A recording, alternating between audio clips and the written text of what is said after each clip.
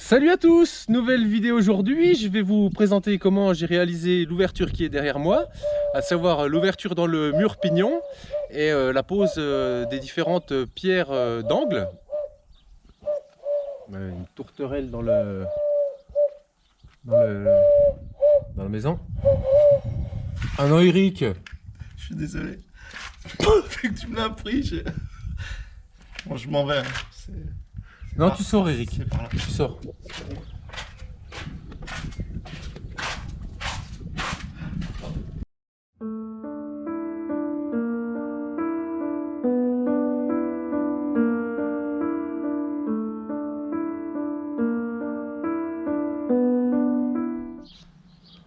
Alors on peut s'apercevoir que la pièce de bois soutenue par l'étai qui va donc soutenir le mur pignon, la principale pièce de bois, est mise de biais, ce qui va pouvoir faciliter la mise en place du linteau.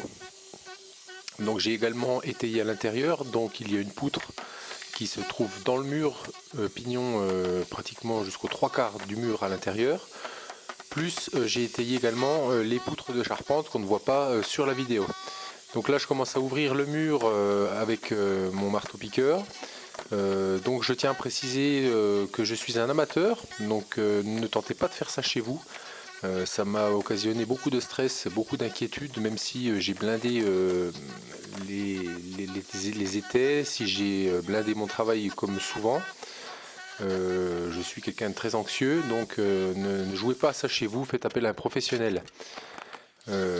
On peut s'apercevoir également que j'ai une casquette sur la tête qui est une casquette de sécurité.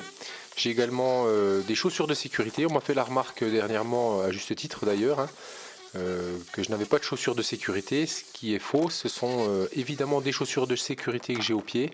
C'est juste qu'elles sont basses et un petit peu de type chaussures d'été. Voilà, donc à scratch, sans lacets.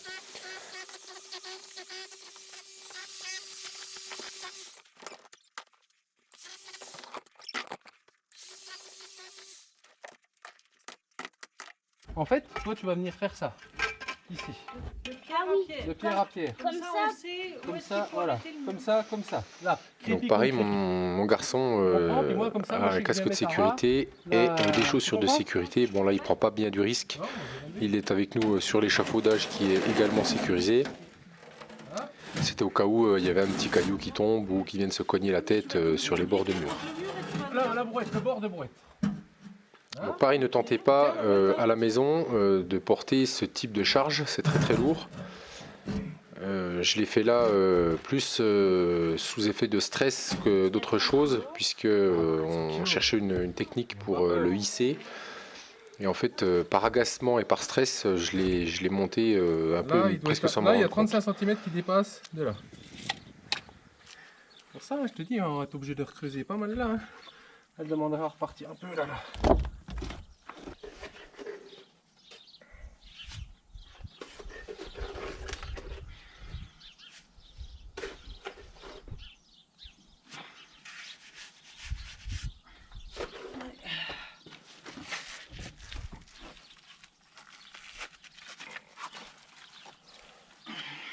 Gab, tu remets là.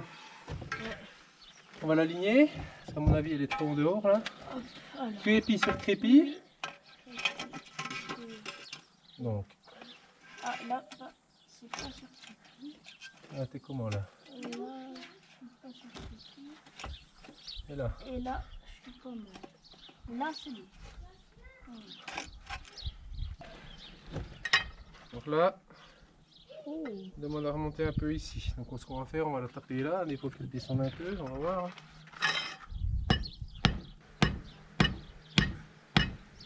On peut voir un petit peu de poussière se décrocher puisqu'en fait elle tombe du dessus de la poutre. Juste au-dessus de la poutre qu'on peut voir qui est tenue par l'étai juste à côté. Donc cette poutre qui vient également bien solidifier mon installation. Parce qu'il se met en appui. Hop, Wow. un peu. Hop, prends un niveau là-dessus toi. Comme ça, bah là je suis bien. Tiens, quand je suis comme ça, je suis bien. En diagonale. Et là, attends mon doudou. Et là je suis bien aussi. Donc l'appui de fenêtre a été calé également avec des petites pierres afin de la rendre vraiment stable. C'est comment toi mon doudou? C'est crépi contre crépi là? Ouais. Oui, ouais. Ouais, heureusement que tu as vérifié mon grand, c'est bien? Mais j'avais vu qu'elle était partie. Ah oui, dis donc. Voilà. Ah non, pas là-bas. Baisse un petit peu le niveau si tu peux. Ouais. Ouais, on est bien là. Super. Super.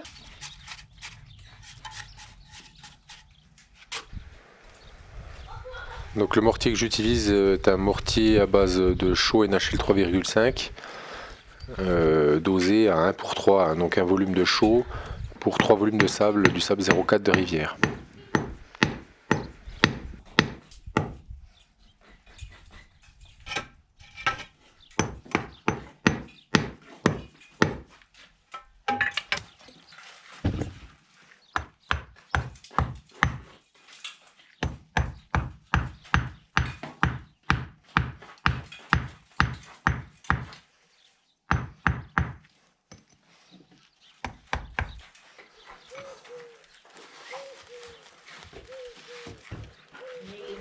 Le but étant toujours de caler les pierres du mieux possible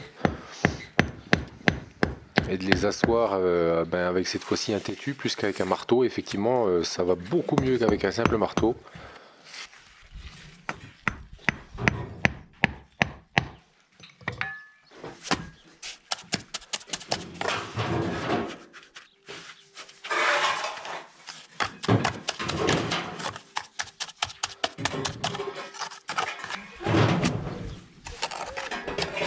Il s'agit pour moi de remplir tous les interstices avec du mortier, c'est pour ça que je le projette.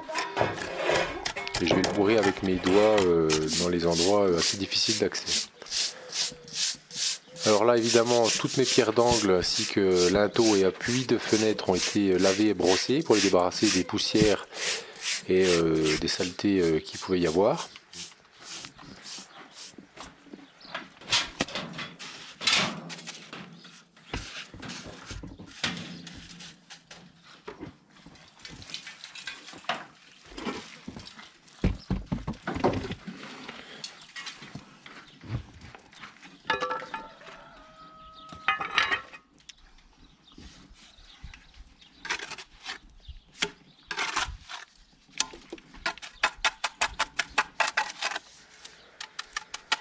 Pareil, j'ai zappé dans la vidéo, ça aurait fait une vidéo beaucoup trop longue, le calage de ces pierres de côté.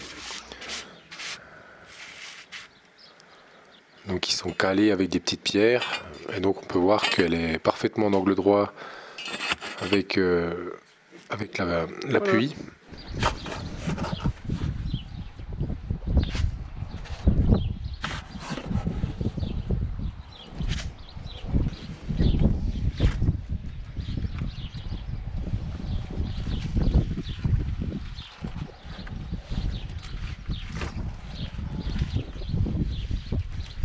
La mise en place de cette pierre a été assez difficile parce que j'ai dû faire une empreinte dans le mur pour la placer, pour ne pas faire tout tomber le mur au-dessus. Donc j'avais la chance d'avoir cette poutre juste à cet endroit-là qui m'a bien tenu le mur, et j'ai dû donc disquer les pierres pour ne pas tout faire ébouler et laisser juste un petit peu de place entre le mur d'origine et cette partie du jambage.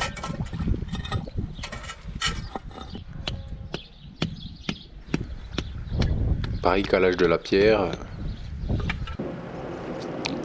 Donc pour la mise en place du linteau, j'ai eu la chance que mon ami et voisin Cyril soit venu nous prêter main forte avec du matériel très adapté à ce genre de travaux, qui nous a évité bien des déconvenus. Donc je l'en remercie vraiment chaleureusement. Descends un peu, si tu veux. Ok, descends un peu.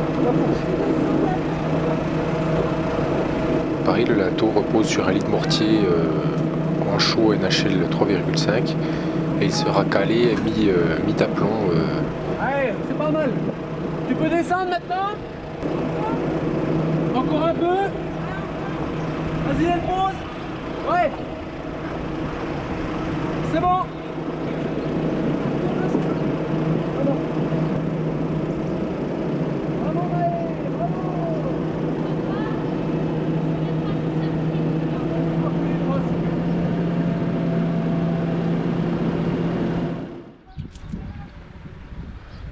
Donc à ce moment-là, je prends les côtes pour centrer le linteau par rapport à la fenêtre.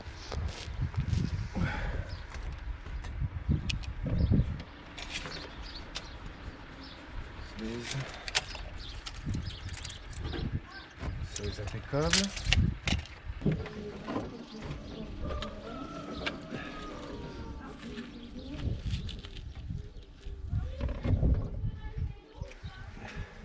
Mise en place des cales pour le rendre vraiment stable. Je vais ensuite bourrer du mortier, cette fois avec mes gants, avec mes doigts, pour vraiment ne pas laisser de jour. Et j'aurai passé après séchage la brosse métallique et on ne voit plus de traces de chaux sur les linteaux. Cette fois-ci, je vais couper donc une des poutres que j'ai retirées donc dans la précédente vidéo pour faire le linteau intérieur. Et je coupe un biais pour que la poutre vienne épouser le plus justement possible la forme du linteau. Donc c'est un bois très très dur. Ma petite tronçonneuse a bien fait le travail parce que la coupe est très très propre au final.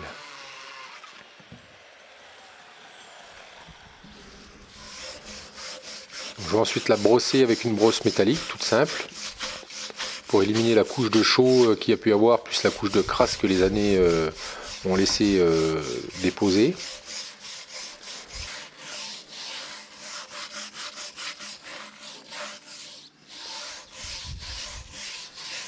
Ensuite m'est venue l'idée de la laver avec du savon noir. Donc j'asperge de savon noir, je brosse à la brosse métallique et je rince à l'eau claire. Ce qui redonne vraiment un aspect très joli à cette poutre qui a certainement plusieurs décennies à son actif.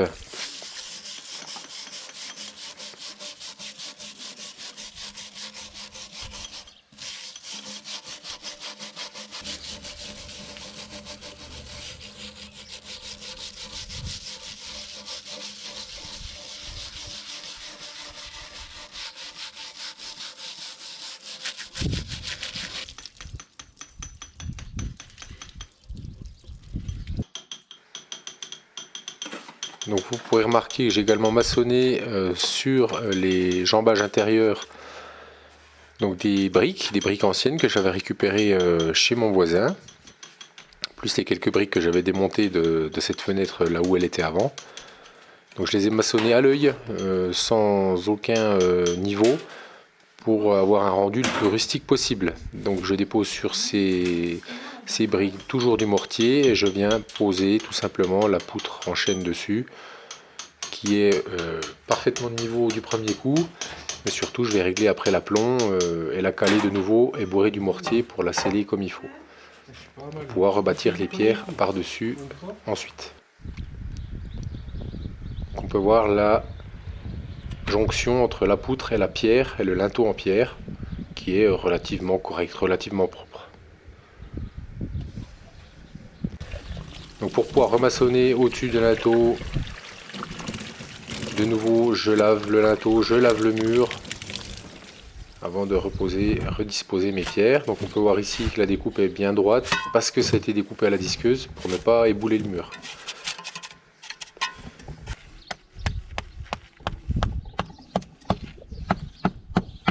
Certains vont me dire que ça fait un coup de serpe. Oui, c'est vrai, ça fait un coup de serpe, mais bon, j'ai préféré jouer sur ce tableau-là plutôt que de risquer de faire tomber encore une grosse partie du mur et avoir à remaçonner beaucoup plus de pierres.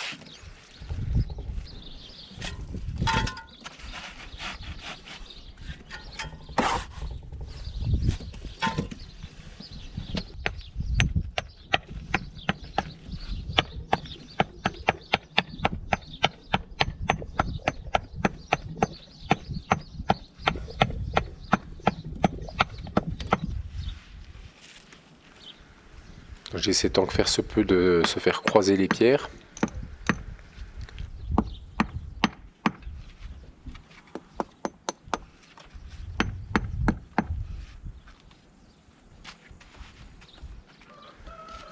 Je vous rappelle, là, je suis un particulier, je suis en aucun cas un professionnel et c'est la première fois que je réalise ce genre d'ouvrage.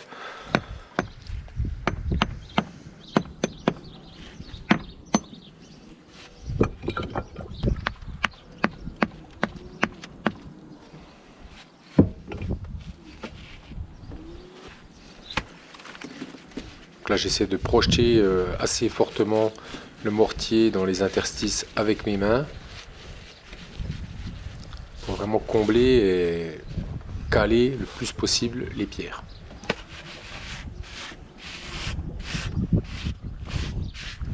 Alors, tout ça a été brossé évidemment une fois le mortier suffisamment sec pour pouvoir le brosser.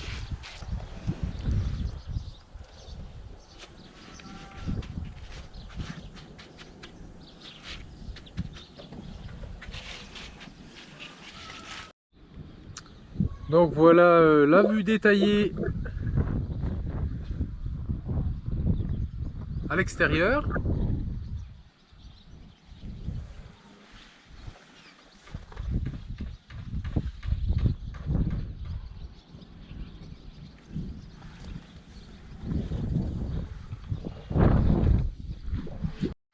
Et la vue détaillée à l'intérieur.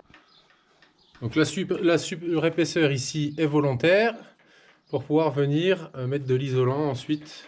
C'est vrai que c'est dommage de cacher, mais étant côté plein nord, on va devoir isoler pour avoir un confort dans la salle de bain optimum.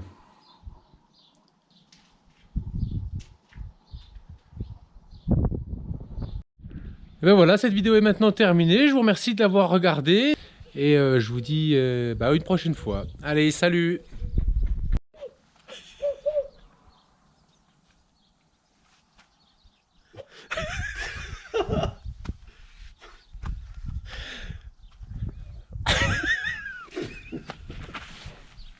Allez, on est bon. Tu tiens là? T'es bon?